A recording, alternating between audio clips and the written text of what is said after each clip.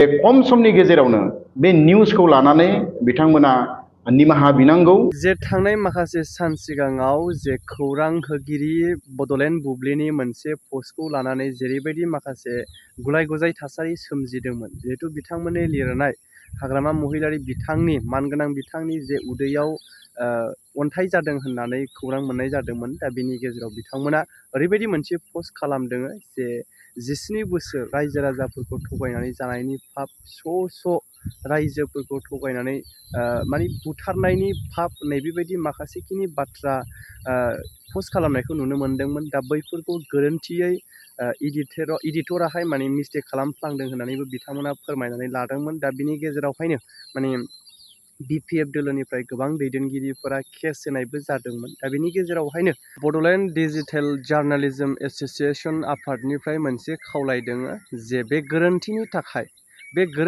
थाखाय बड'लेण्ड बुब्लि पर्टेलाहाय माने प्रेस कनफारेन्सनि गेजेरजों निमाहा बिनांगौ हाग्रामा महिलारि बिथांनिसिम। आरो बेजों लोगोसेनो जिहेतु सानसेयावनो गोबांथार 50टा गाहाम निउसनि थाखाय मोनसे एडिट खालामनांगौ जानायखाय बैफोराव भुलबो जानो हागौ, गोरोन्थिबो जानो हागौ। बिनि सायावहाय जिहेतु निमाहा बिखांनायनि उनाव जे BPFनि दैदेनगिरि मानगोनां बिथांमोनखौबो जिहेतु समाव भुल जायो हिसाबै, गोरोन्थि जायो हिसाबै बैफोरखौ सुद्रायलायनानै जिहेतु केसखौ उइथड्र खालामनानै लायो, नैबेबायदि मोनसे खावलायदों। जाय बिदिखौ नोंथांमोना जोबजासे नायलांलाय आरो लोगोसे जि मोन्दांथि बेखौबो फोरमायहर। बावैसो सान सिगां बर'नि मोनसे निउस चेनेल बड'लेण्ड बुब्लिया जोंनि आगुनि BTCनि बारग' गाहाय मावफुं सोद्रोमा हाग्रामा महिलारिनि सायाव मोनसे फट' इमेज होनानै बिथांमोना मोनसे आरजाथावै बाथ्रा लिरदोंमोन। बिथाङा जेब्ला देहा फाहामसालियाव दङमोन होननानै खोनादों जोङो। आरो बै समाव बिथांमोना मोनसे फट' पस्ट होदोंमोन, जाय फट' पस्टखौ लानानै गोबां रिएक्सन जादों। आरो बेखौ लानानै BPF राजखान्थि हान्जानि दैदेनगिरिफ्रा केस एबा FIR होनायखौ जोङो खौरां बिजोङाव मोन्दों।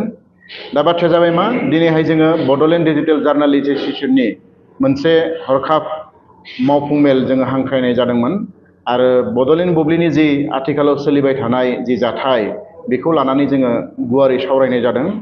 आरो बे गुवारै सावरायनायाव जोङो गासैबो जोंनि चेनेलनि बिगोमा, चेनेलनि चिफ एडिटर आरो माखासे जोंनि बड'लेण्ड डिजिटेल जार्नालिस्ट एस'सिएशननि बिबानगिरि बिथांमोना जोङो जयै सावरायनानै बड'लेण्ड बुब्लिया हाग्रामा महिलारिनि सायाव जि मोनसे फट' पस्ट होदोंमोन, जे बिथाङा देहा फाहामसालियाव थानाय, बेखौ जोङो गोख्रों रावजों सोंखारिदों।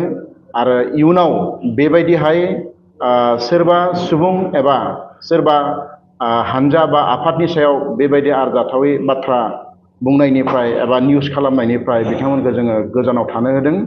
आरो इयुन समाव जुदि बेबायदि माबाफोर बेबायदि आरजाथावै बाथ्रा बुङोब्ला एबा बेबायदि आरजाथावै बाथ्रानि गेजेरजों जुदि माबा मोनसे रिएक्सन एबा जोंनियाव माबाफोर कमप्लेन फैयोब्ला बिथांमोननि सायाव जोङो गोख्रों राहा लानाय जागोन होननानै बुंदों। आरो दिनैनि मेलाव जोङो माने गासैबो जोङो सावरायलायनायनि गेजेरजों जोङो थांखि लादों। आरो बिथांमोनखौ जोङो बे थांखिनि गेजेरजों बिथांमोननो थांखि दैथायहरदों। आरो बिथांमोनजों जों सावरायनानै बिथांमोनखौ बुंदों जे खम समनि गेजेरावनो बे निउसखौ लानानै बिथांमोना निमाहा बिनांगौ। आरो बिथांमोना प्रेस कनफारेन्सनि गेजेरजों माने हाग्रामा महिलारिनि सायाव जि फट' पस्ट होबाय, बेखौ लानानै बिथांमोना निमाहा बिनांगौ होननानै दिनै जोङो जोंनि जे बड'लेण्ड डिजिटेल जार्नालिस्टनि मावफुं मेलाव जोङो बे बिथांखिखौ जोङो आजावदों आरो बिथांमोनजों सावरायदों। बेनि उनाव जोङो बेखौबो जोङो थांखि आजावदों जे जिहेतु बिथांमोना गोरोन्थि मावदों, नाथाय गोरोन्थिखौ जोङो निमाहा होनोबो रोंनांगोन। आरो बिथांमोनखौ जोङो बुंदों जिहेतु, आरो बिथांमोना निमाहा बिखांनायनि उनाव एबा निमाहा बियोब्ला जों सानदों आरो जों सावरायलायनाय जादों जे बिथांमोननि सायाव जिथु केस होदों, बे केसफोरखौ जाहाथे BPF हान्जानि दैदेनगिरि बिथांमोना गावनि बर' फिसा होनानै जाहाथे उइथड्र खालामो आरो बोखांनानै लायो। आरो बिथांमोनखौ जाहाथे निउस बिजोङाव मोजाङै खामानि मावलांनो थाखाय बिथांमोनखौ थुलुंगा होयो, बेखौ जोङो जोंनि दिनैनि जे मेलनि गेजेरजों जों खावलायदों। मानोना जों बयबो मिथिगौ जे नेशनेल निउज चेनेलफ्रावबो बा एसामिस चेनेल बा गुबुन गुबुन रिजनेल चेनेलफ्रावबो जों नुदों बा पेपारफ्रावबो जों नुयो एफा एनै बेबायदि गोरोन्थिया जायो। नाथाय गोरोन्थिखौ बिथांमोना सुद्रायनानै होयो जे बेयो गोरोन्थि जादों, बेखौ बिथांमोना मावनाङा होननानै। दा बेनिखायनो गिदिर गिदिर चेनेलफोरा गोरोन्थि मावोब्लानो जे जोंबो गोरोन्थि मावनांगौ, जोंनिया गोरोन्थि जानांगौ बिदि नङा। दा बिथांमोना बुंनाय बायदिब्ला बिथांमोननि जे एडिटर, बे एडिटरा बेखौ एडिट खालामनायाव गोरोन्थि खालामदों होननानै बुंदों। मानोना सानसेयावनो 50-60टा निउज जेब्ला एडिटिं खालामनो गोनां जायो आरो बेखौ एडिटरफ्रा एखमबा एखमबा नायनायाव, खारन गंसे मबाइलावनो गासैबो निउसखौ माने एडिट खालामनायखौ नायनो गोनां जायो। बेवहाय एफा एनै हयथ' गोरोन्थिया थालांनो हागौ, बिथांमोना बे बाथ्राखौ बुंदों। दा बेनिखायनो जोङो नैबे समाव जोङो बिथांमोनखौ खावलायदों खम समनि गेजेरावनो, दिनै गाबोननि गेजेरावनो बिथांमोना राजुआ भाबै बिथांमोना प्रेस मिटनि गेजेरजों निमाहा बिनांगौ। आरो निमाहा बिखांनायनि उनाव जों बुंदों जे बिपिएफ हानजानि जाय बिथांमोननि सायाव जिथु केस होबाय, बे केसखौ जाहाथे उइथड्र खालामना लायो। मानोना जों साफ्रोमबो बर' फिसा, जोंनि न'खरावबो बिपिएफ हानजा दङ, जोंनि न'खरावबो गुबुन हानजानि मानसि दङ, बिथांमोननि रिलेटिभ, जोंनि रिलेटिभआबो माने बिपिएफ हानजायाव दङ बा इउपिपिएल हानजायाव दङ। जों साफ्रोमबो बर' फिसा हिसाबै राजखान्थिखौ लानानै जोङो राजखान्थि गेले, नाथाय जोङो माखासे फिसा फिसा बाथ्राफोरखौ लानानै जोंनि गेजेराव जाहाथे एना एनि जाया। आरो जोंबो बड'लेण्ड डिजिटेल जार्नालिस्ट एस'सिएसना जाहाथे बायदिसिना बिथिं, राजखान्थि, समाजखान्थि बा हारिमु बिथिं बा जोंनि समाज बिथिं, बायदिसिना बिथिङाव जाहाथे मोजाङै खामानि मावनायाव बयबो रायजो राजाया जोंखौ जाहाथे हेफाजाब होयो।